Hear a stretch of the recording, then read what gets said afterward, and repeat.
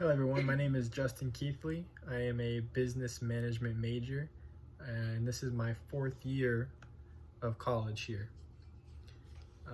For question number 2, in your opinion, what attributes or behaviors differentiate good negotiators from poor negotiators? I would say some attributes that differentiate the two is someone that does a lot of research and prepares is a good negotiator typically, and is able to handle the situations better versus a poor negotiator comes in just off the top of their head and sometimes performs poorly because of that. For question number 3, do you enjoy bargaining? Do you enjoy being in situations of conflict, and or do you enjoy attempting to persuade others to your point of view, and why?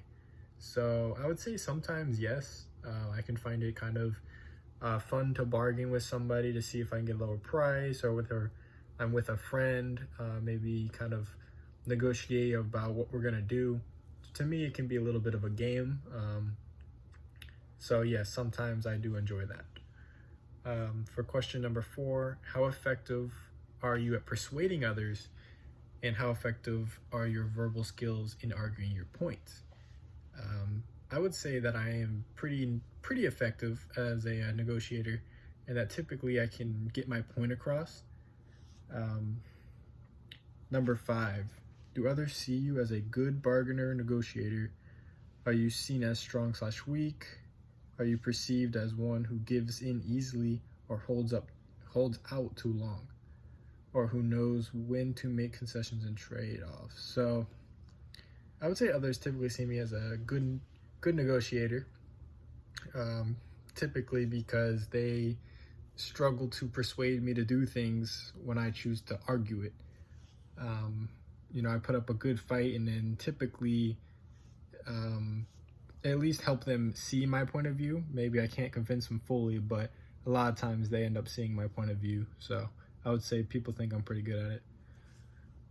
How do you see yourself in relation number 4? Are others' opinions of you accurate? I would say so. Other people's opinions about my negotiating skills align with mine, so I would say they're pretty accurate.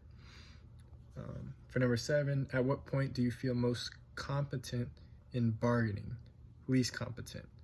So I feel like when I have leverage, I feel pretty competent. Also when I prepare, obviously you're gonna feel competent. So those two combined can make the difference. For number 8, what do you do to prepare for negotiations, conflict situations? Have you found that effective? So typically just research and kind of brainstorm what potential questions might be asked during the negotiation that can really make a difference, to kind of just role play it in your head before it happens. It's pretty effective. For number 9, how do you respond when you hold the power in a situation? How do you respond when you have little or no power in a situation? I think in both scenarios, I typically kind of stay reserved so that they don't know how much power I hold or they don't know how little power I hold. If you keep it kind of, down low to yourself, then you can negotiate without them knowing your position. Overall, for number 10, what are your major strengths and weaknesses as a negotiator, and what kind of learning goals must you set for yourself?